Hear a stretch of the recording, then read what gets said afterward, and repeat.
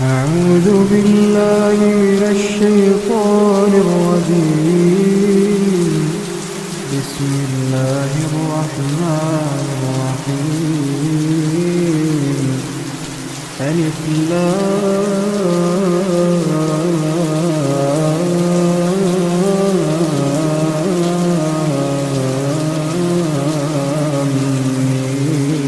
ميم.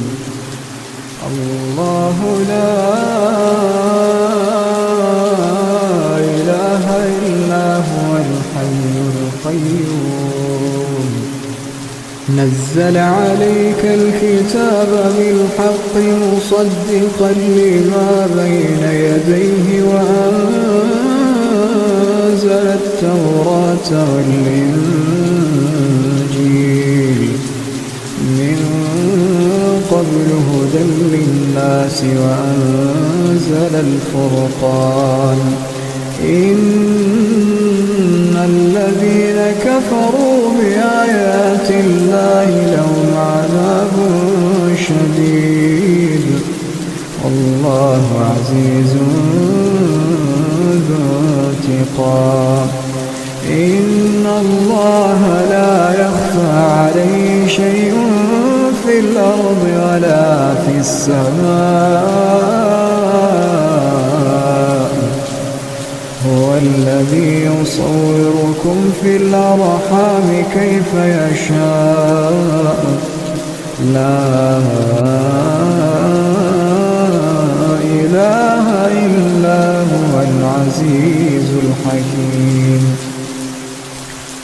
هو الذي أنزل عليك الكتاب منه آيات محكمات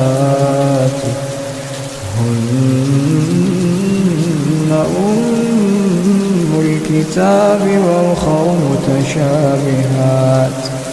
فأما الذين في قلوبهم زيغ فيتبعون ما تشابه منه ابتغاء الفتنة وابتغاء تأويله وما يعلم تأويله إلا الله.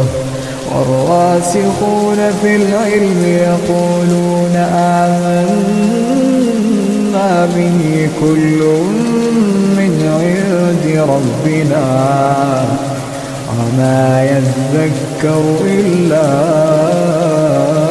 أولو الألباب. ربنا لا تزغ قلوبنا بعد إذ هديتنا وهب لنا من لدنك رحمة إنك أنت الوهاب. ربنا إنك جامع الناس ليوم لا ريب فيه إن الله لا يخلف الميعاد. إن الذين كفروا لن تغني عنهم أموالهم ولا أولادهم من الله شيئا وأولئك هم وقود النار. كدأب آل فرعون والذين من قبلهم كذبوا بآياتنا فأخذهم الله بذنوبهم والله شديد العقاب. قل للذين كفروا ستغلبون وتحشرون إلى جهنم وبئس المهاد. قد كان لكم آية في فئتين التقتا فئة تقاتل في سبيل الله وأخرى كافرة يرونهم مثليهم رأي العين والله يؤيد بنصره من يشاء في ذلك لعبرة لأولي الأبصار. زين للناس حب الشهوات من النساء والبنين والقناطير المقنطرة من الذهب والفضة والخيل المسومة والأنعام والحرث، ذلك متاع الحياة الدنيا والله عنده حسن المآب. أعوذ بالله من الشيطان الرجيم. بسم الله الرحمن الرحيم. رب السماوات والأرض وما بينهما فاعبده واصطبر لعبادته هل تعلم له سميا. ويقول الإنسان وإذا ما مت لسوف أخرج حيا. أولا يذكر الإنسان أنا خلقناه من قبل ولم يك شيئا. فوربك لنحشرنهم والشياطين ثم لنحضرنهم حول جهنم جثيا. ثم لننزعن من كل شيعة أيهم أشد على الرحمن عتيا. ثم لنحن أعلم بالذين هم أولى بها صليا. وإن منكم إلا واردها كان على ربك حتما مقضيا. ثم ننجي الذين اتقوا ونذر الظالمين فيها جثيا. وإذا تتلى عليهم آياتنا بينات قال الذين كفروا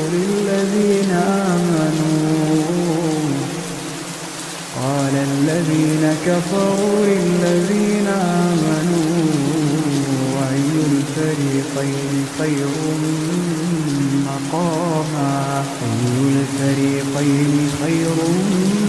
مقاما وأحسن نديا.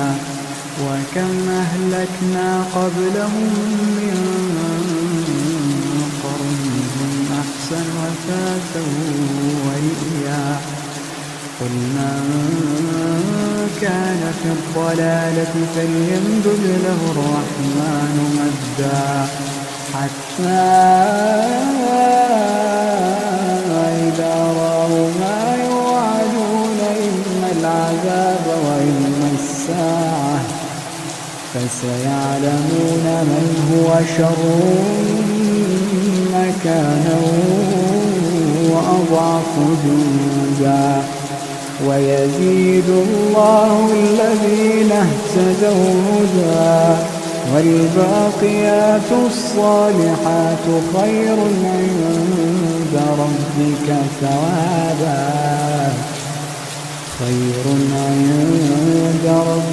ثوابا وخير مردا. أفرأيت الذي كفر بآياتنا وقال لأوتين مالا وولدا أطلع الغيب أم اتخذ عند الرحمن عهدا. كلا سنكتب ما يقول ونمد له من العذاب مدا ونرثه ما يقول ويأتينا فردا. اتخذوا من دون الله آلهة ليكونوا لهم عزا. كلا سيكفرون بعبادتهم ويكونون عليهم ضدا ألم تر أنا أرسلنا الشياطين على الكافرين تؤزهم أزا فلا تعجل عليهم إنما نعد لهم عدا يوم نحشر المتقين إلى الرحمن وفدا ونسوق المجرمين إلى جهنم وردا لا يملكون الشفاعة إلا من اتخذ عند الرحمن عهدا وقالوا اتخذ الرحمن ولدا لقد جئتم شيئا إدا تكاد السماوات يتفطرن منه وتنشق الأرض وتخر الجبال هدا أن دعوا للرحمن ولدا وما ينبغي للرحمن أن يتخذ ولدا إن كل من في السماوات والأرض إلا آتي الرحمن عبدا لقد أحصاهم وعدهم عدا وكلهم آتيه يوم القيامة فردا إن الذين آمنوا وعملوا الصالحات سيجعل لهم الرحمن ودا فإنما يسرناه بلسانك لتبشر به المتقين وتنذر به قوما لدا وكم أهلكنا قبلهم من قرن هل تحس منهم من أحد أو تسمع لهم ركزا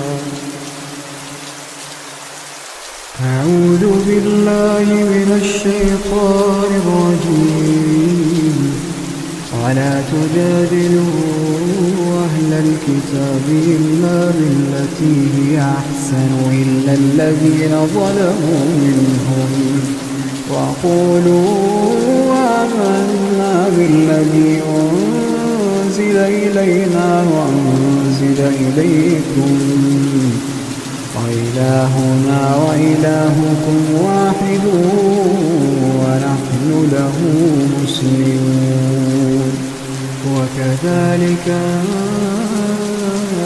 أنزلنا إليك الكتاب فالذين آتيناهم الكتاب يؤمنون به ومن هؤلاء من يؤمن به وما يجحد بآياتنا إلا الكافرون وما كنت تتلو من قبله من كتاب ولا تخطه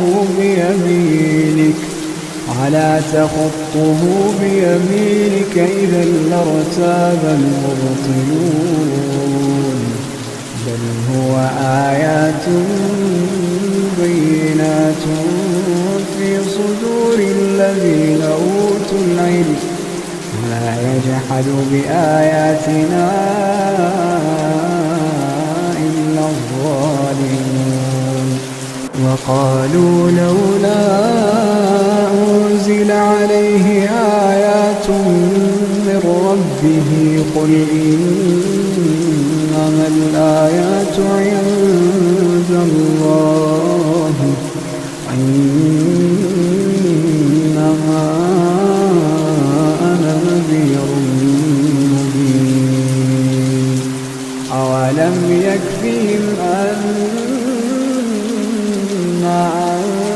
أنزلنا عليك الكتاب يتلى عليهم إن في ذلك لرحمة وذكرى لقوم يؤمنون قل كفى بالله بيني وبينكم شهيدا يعلم ما في السماوات والأرض والذين آمنوا بالباطل وكفروا بالله أولئك هم الخاسرون ويستعجلونك بالعذاب ولولا أجل مسمى لجاءهم العذاب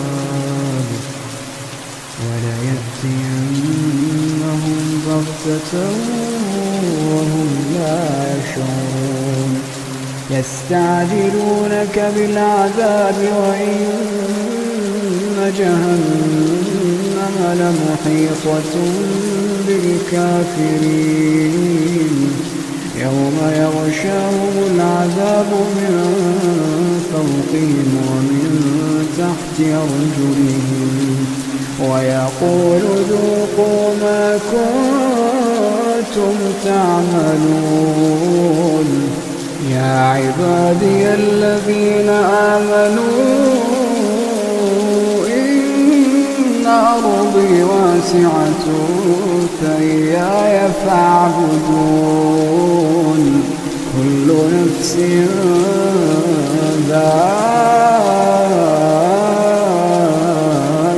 الموت كل نفس ذائقة الموت ثم إلينا ترجعون والذين آمنوا وعملوا الصالحات لنبوئنهم من الجنة غرفا تجري من تحتها الأنهار خالدين فيها نعم أجر العاملين الذين صبروا وعلى ربهم يتوكلون الذين صبروا وعلى ربهم يتوكلون وكأين من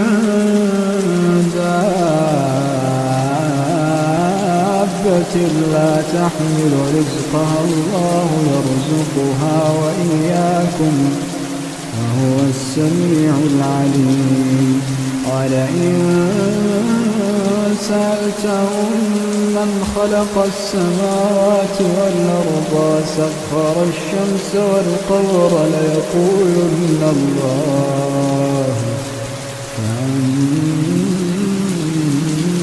يؤفكون الله يبسط الرزق لمن يشاء من عباده ويقدر له إن الله بكل شيء عليم ولئن سألتهم من نزل من السماء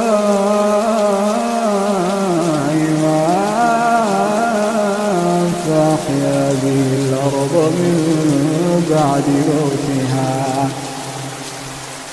فأحيا به الأرض من بعد موتها ليقولن الله قل الحمد لله بل أكثرهم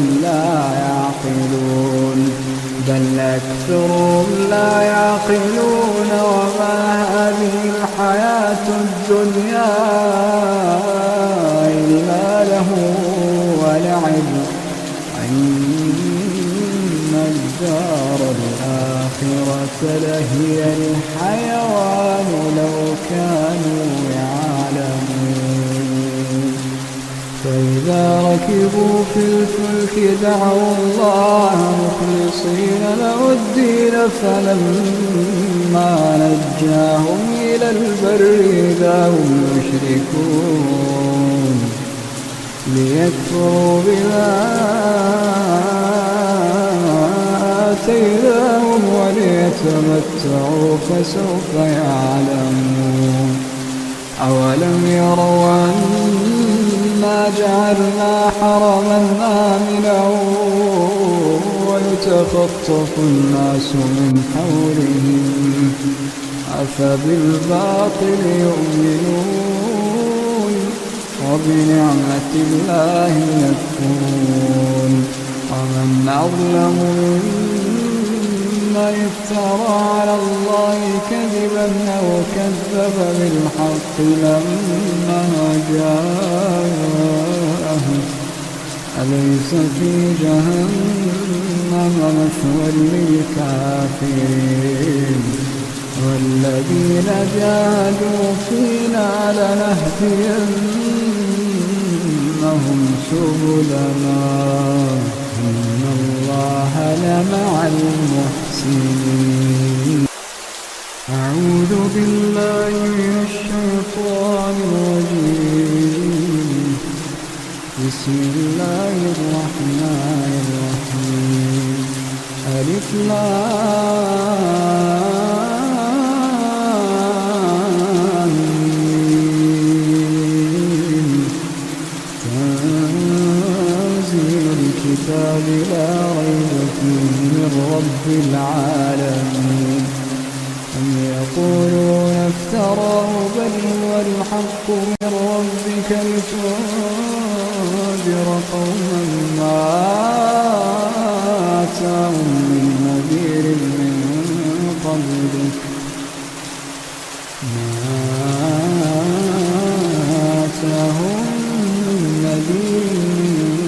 قبلك لعلهم يهتدون. الله الذي خلق السماوات والأرض وما بينهما في 6 أيام ثم استوى على العرش ما لكم من دونه من ولي ولا شفيع أفلا تتذكرون. يدبر الأمر من السماء إلى الأرض ثم يعود إليه في يوم كان مقداره 1000 سنة مما تعدون. ذلك عالم الغيب والشهادة العزيز الرحيم الذي أحسن كل شيء خلقه وبدأ خلق الإنسان من طين ثم جعل نسله من سلالة من ماء مهين ثم سواه ونفخ فيه من روحه وجعل لكم السمع والأبصار والأفئدة قليلا ما تشكرون. قالوا وإذا ضللنا في الأرض أئنا لفي خلق جديد بل هم بلقاء ربهم كافرون. قل يتوفاكم ملك الموت الذي وكل بكم ثم إلى ربكم ترجعون. ولو ترى إذ المجرمون ناكسوا رؤوسهم عند ربهم ربنا أبصرنا وسمعنا فارجعنا نعمل صالحا إنا موقنون. ولو شئنا لآتينا كل نفس هداها ولكن حق القول مني لأملأن جهنم ولو شئنا لآتينا كل نفس هداها ولكن حق القول مني لأملأن جهنم من الجنة والناس أجمعين فذوقوا بما نسيتم لقاء يومكم هذا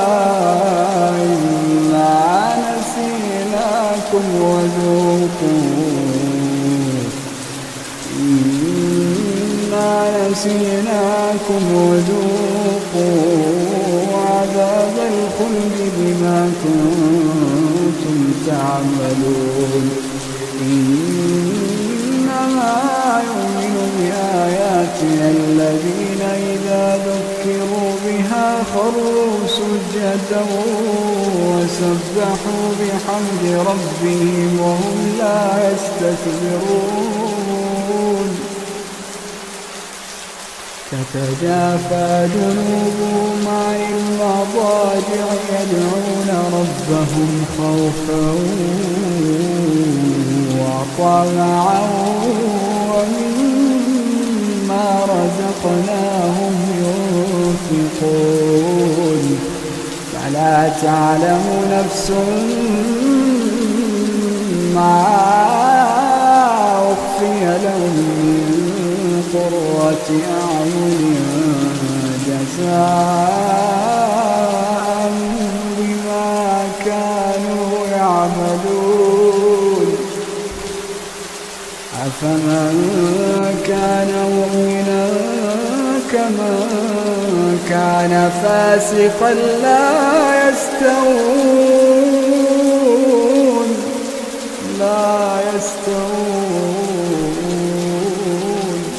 أما الذين آمنوا وعملوا الصالحات فلهم جنات المأوى نزلا بما كانوا يعملون وأما الذين فسقوا فمأواهم النار كلما أرادوا أن يخرجوا منها أعيدوا فيها وأما الذين فسقوا فمأواهم النار كلما أرادوا أن يخرجوا منها أعيدوا فيها قيل لهم ذوقوا عذاب النار التي كنتم به تكذبون ولنذيقنهم من العذاب الأدنى دون العذاب الأكبر لعلهم يرجعون ومن أظلم ممن ذكر بآيات ربه ثم أعرض عنها إنا من المجرمين منتقمون ولقد آتينا موسى الكتاب فلا تكن في مرية من لقائه وجعلناه هدى لبني إسرائيل وجعلنا منهم أئمة يهدون بأمرنا لما صبروا وكانوا بآياتنا يوقنون إن ربك هو يفصل بينهم يوم القيامة فيما كانوا فيه يختلفون أولم يهد لهم كم أهلكنا من قبلهم من القرون من القرون يمشون في مساكنهم إن في ذلك لآيات أفلا يسمعون أولم يروا أنا نسوق الماء إلى الأرض الجرز فنخرج به زرعا تأكل منه أنعامهم وأنفسهم أفلا يبصرون ويقولون متى هذا الفتح إن كنتم صادقين قل يوم الفتح لا ينفع الذين كفروا إيمانهم ولا هم ينظرون فأعرض عنهم وانتظر إنهم منتظرون. أعوذ بالله من الشيطان الرجيم. بسم الله الرحمن الرحيم. والعاديات ضبحا فالموريات قدحا فالمغيرات صبحا فأثرن به نقعا فوسطن به جمعا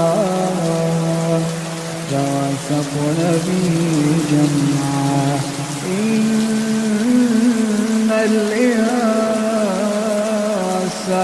لربه لكنود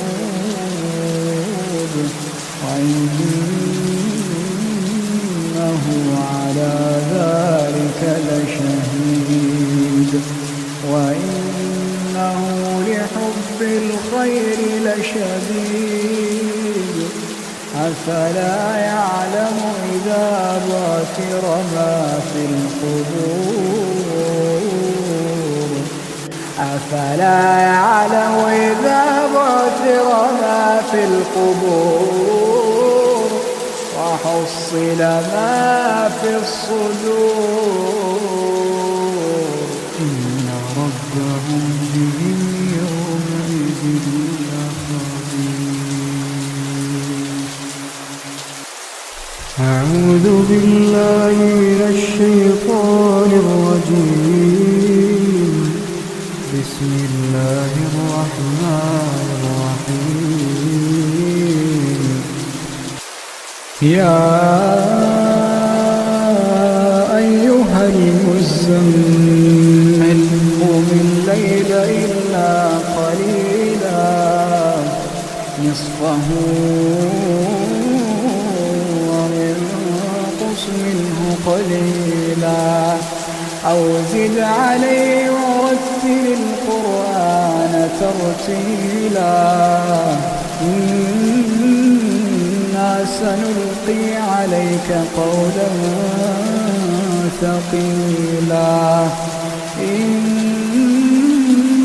ناشئة الليل هي أشد وطئا وأقوم قيلا إن لك في النهار سبحا طويلا واذكر اسم ربك وتبتل إليه تبتيلا رب المشرق والمغرب لا إله إلا هو لا إله إلا هو فاتخذه وكيلا واصبر على ما يقولون واهجرهم هجرا جميلا وذرني والمكذبين أولي النعمة ومهلهم قليلا وذرني والمكذبين أولي النعمة ومهلهم قليلا إن لدينا أنكالا وجحيما وطعاما ذا غصة وعذابا أليما يوم ترجف الأرض والجبال وكانت الجبال كثيبا مهيلا إنا أرسلنا إليكم رسولا إنا أرسلنا إليكم رسولا شاهدا عليكم كما أرسلنا إلى فرعون رسولا فعصى فرعون الرسول فأخذناه أخذا وبيلا فكيف تتقون إن كفرتم يوما يجعل الولدان شيبا السماء منفطر به كان وعده مفعولا إن هذه تذكرة فمن شاء اتخذ إلى ربه سبيلا إن ربك يعلم أنك تقوم أدنى من ثلثي الليل ونصفه وثلثه وطائفة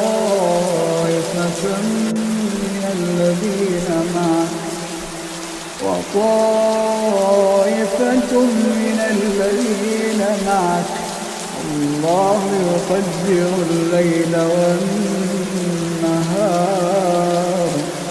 علم أن لن تحصوه فتاب عليكم فاقرؤوا ما تيسر من القرآن علم أن سيكون منكم مرضى وآخرون يضربون في الأرض يبتغون من فضل الله وآخرون يقاتلون في سبيل الله فاقرؤوا ما تيسر منه وأقيموا الصلاة وآتوا الزكاة واقرضوا الله قرضا حسنا وما تقدموا لأنفسكم من خير تجدوه عند الله هو خيرا وأعظم أجرا واستغفروا الله إن الله غفور رحيم أعوذ بالله من الشيطان الرجيم بسم الله الرحمن الرحيم عما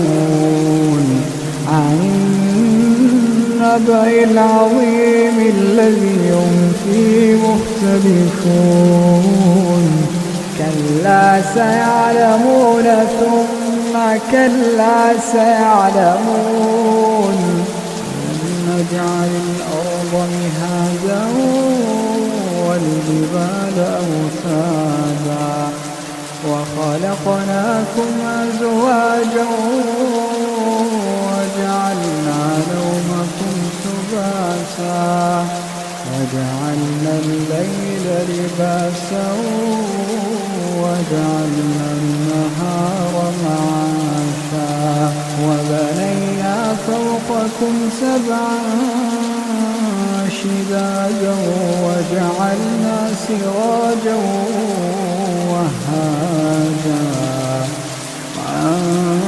وأنزلنا من المعصرات ماء ثجاجا لنخرج به حبا ونباتا وجنات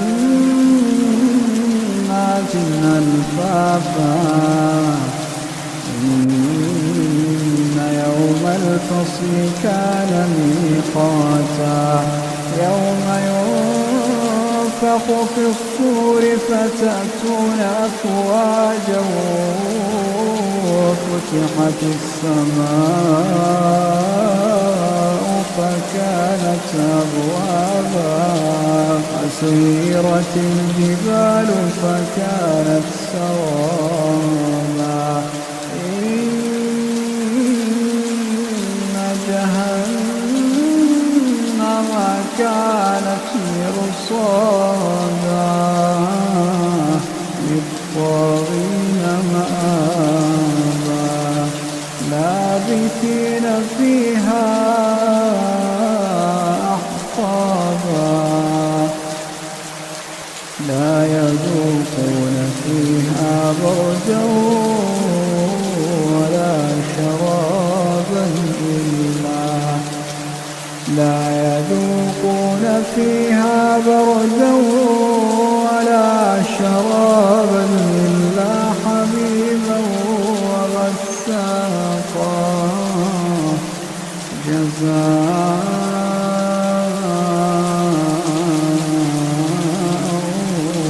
وفاقا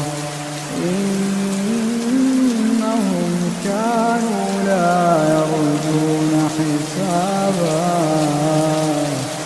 وكذبوا بآياتنا كذابا وكل شيء أحصيناه كتابا فذوقوا فلن نزيدكم إلا عذابا إن للمتقين مفازا حدائق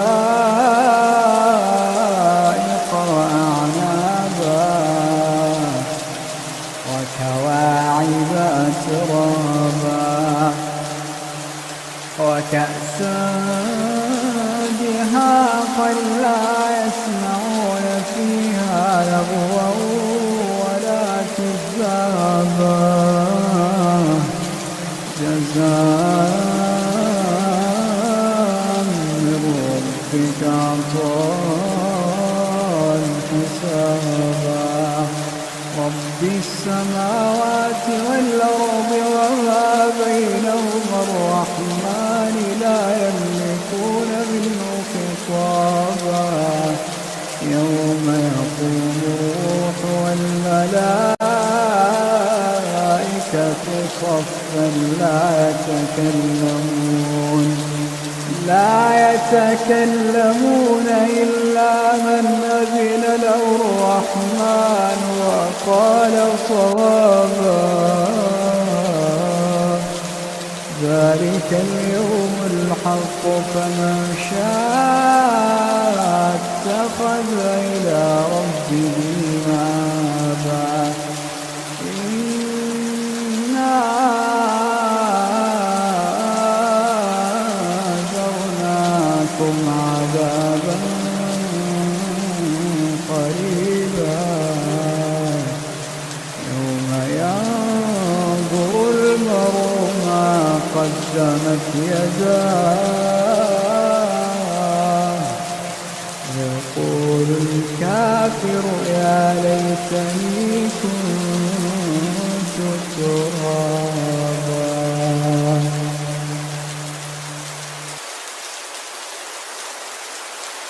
أعوذ بالله من الشيطان الرجيم بسم الله الرحمن الرحيم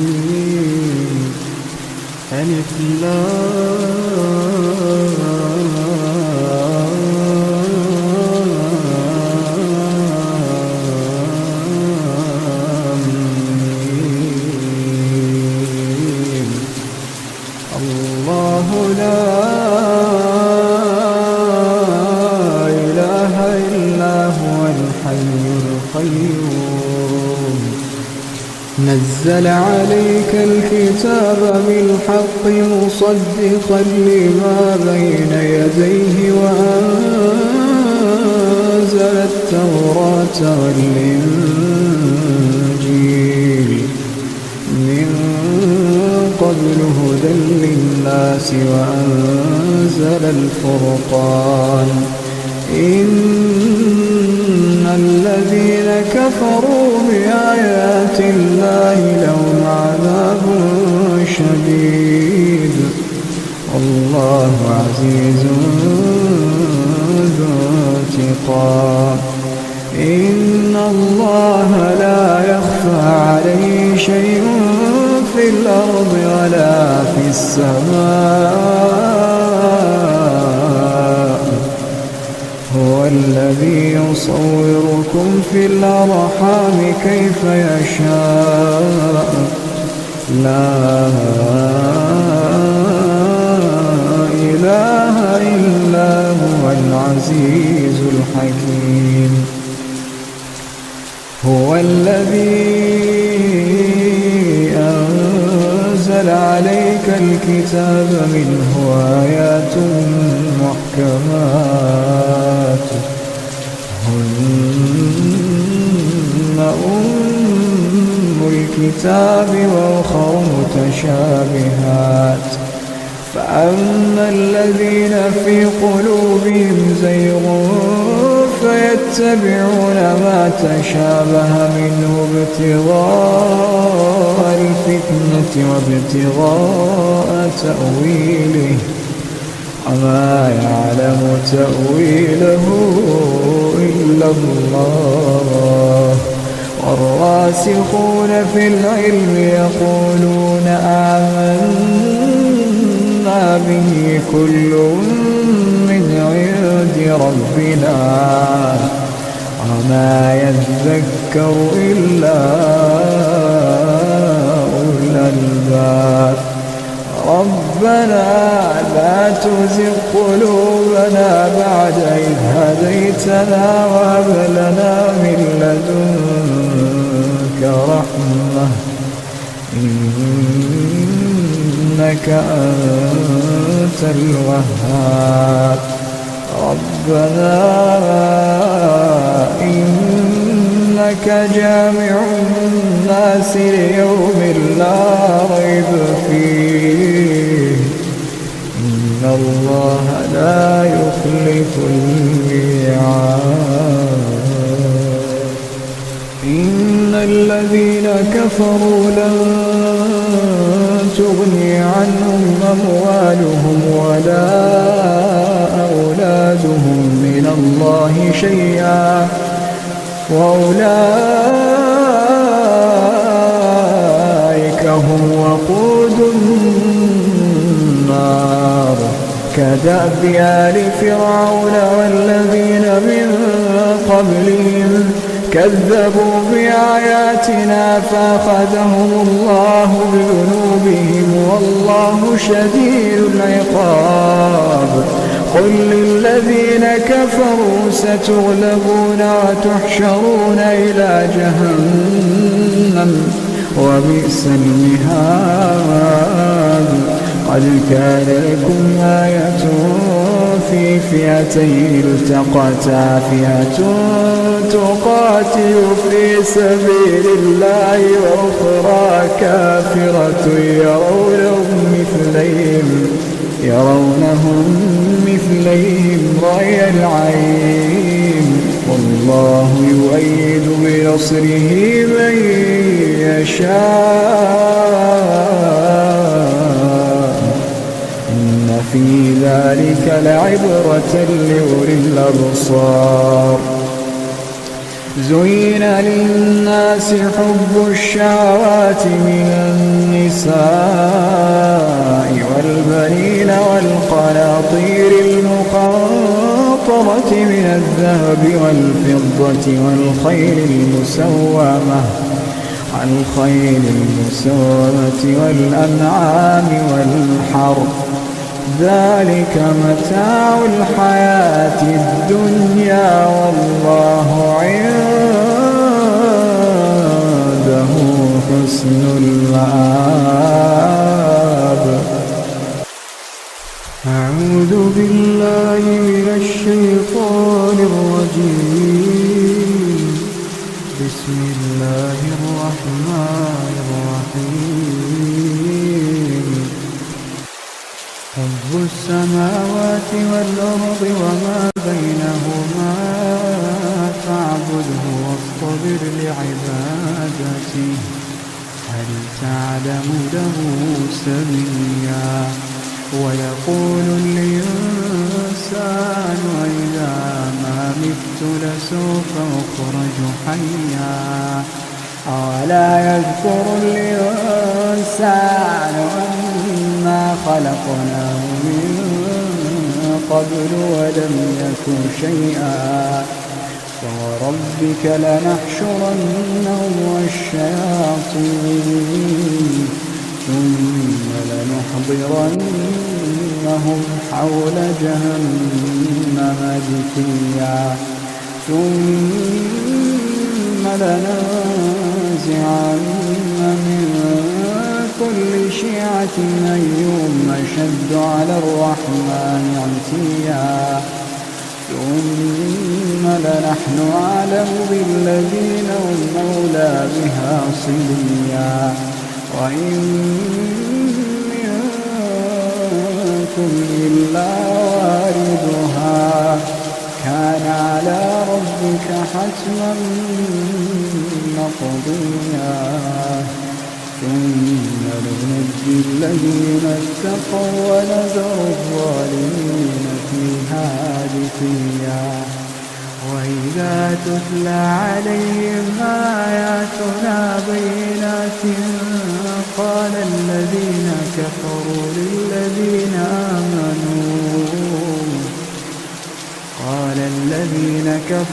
للذين آمنوا أي الفريقين خير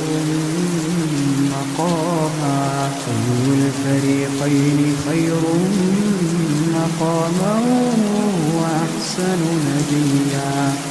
وكم أهلكنا قبلهم من قرن هم أحسن أثاثا ورئيا. قل من كان في الضلالة فليمدد له الرحمن مدا حتى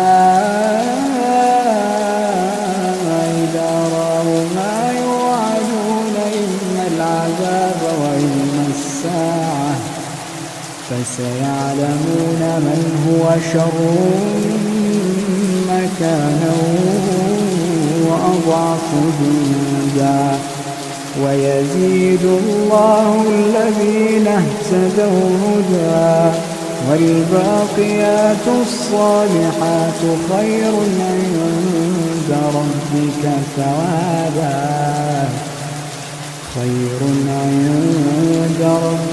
ثوابا وخير مردا.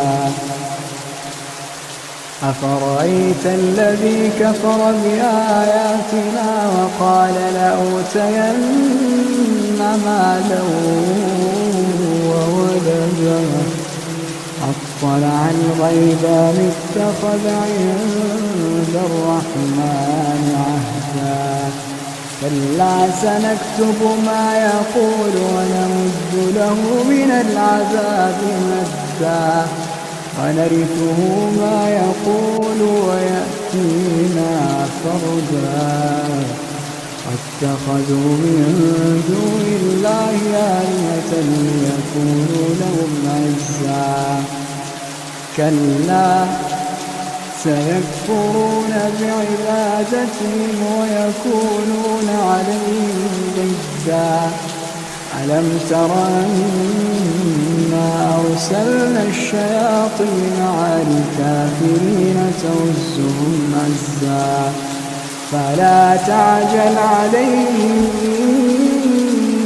إنما نعد لهم عدا يوم نحشر المتقين إلى الرحمن وفدا ونسوق المجرمين إلى جهنم وردا لا يملكون الشفاعة إلا من اتخذ عند الرحمن عهدا وقالوا اتخذ الرحمن ولدا لقد جئتم شيئا إدا تكاد السماوات يتفطرن منه وتنشق الأرض